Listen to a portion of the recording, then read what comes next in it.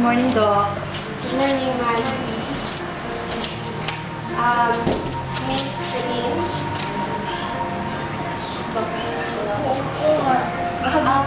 Ari, nag-iwan ang result for yung biopsy. And, Miss, I'm very sorry to tell you. Pero, unfortunately, ano result? Hindi ka lang magsagot. Unfortunately, may cancer ka na. Oh my God! And breast cancer. Sorry guys, pero terminal na gina. Wala na ni Buyong. Wala na Buyong. Ano ni?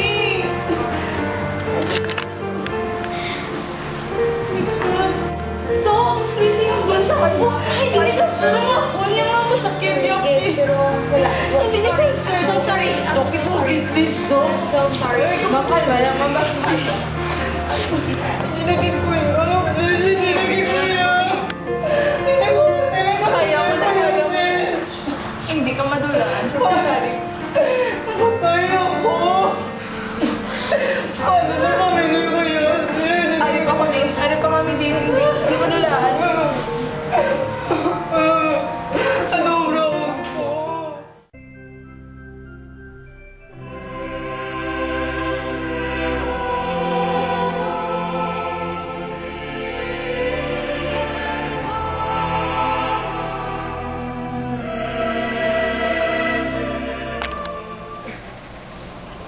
The grace of our Lord Jesus Christ, the love of God, and the fellowship of the Holy Spirit be with you all. And also with you.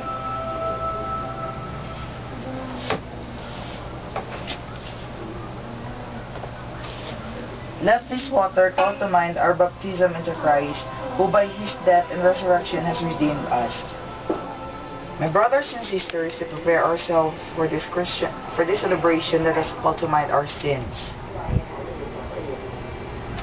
Lord Jesus, you healed the sick. Lord, have mercy. Lord, have mercy. Lord Jesus, you forgive sinners. Christ, have mercy. Christ, have mercy. Lord Jesus, you give us yourself to heal us and bring us strength. Lord, have mercy. Lord, have mercy. May Almighty God have mercy on us, forgive us our sins, and bring us to everlasting life. Amen. Reading. Look, the healing hand of God, Jesus, is a sign of the presence of God. God gave us problems and difficulties in life, not for us to become weak, but to give us strength. Our life here on earth is just temporary, so we will just make the best of it. Death is not the end, it's the beginning. My brothers and sisters, in a prayer of faith, let us appeal to God for our sister Celine. Come and strengthen her through his holy anointing. Lord, have mercy. Lord, Lord, have mercy. Free her from all harm. Lord, have mercy. Lord, have mercy. Relieve the sufferings of all the sick. Lord, have mercy. Lord, have mercy. Assist all those dedicated to the care of the sick. Lord, have mercy. Lord, have mercy. Give me life and health to our sister, Celine, on whom we lay our hands in your name. Lord, have mercy. Lord, have mercy.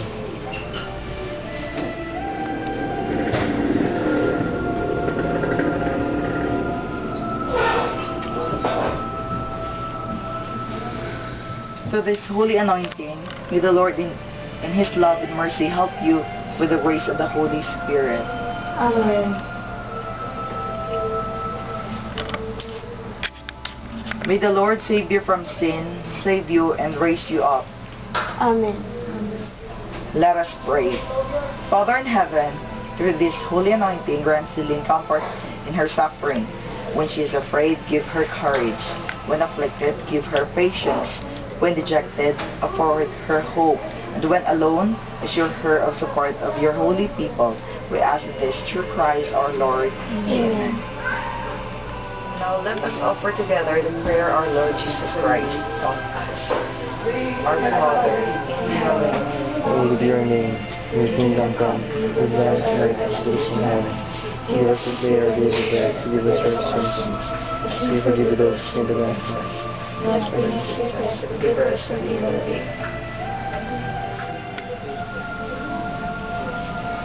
This is the Lamb of God who takes away the sins of the world. Happy are those who are invited to his supper. Lord, Lord, we are not worthy to receive you, but only say the word and I shall be healed.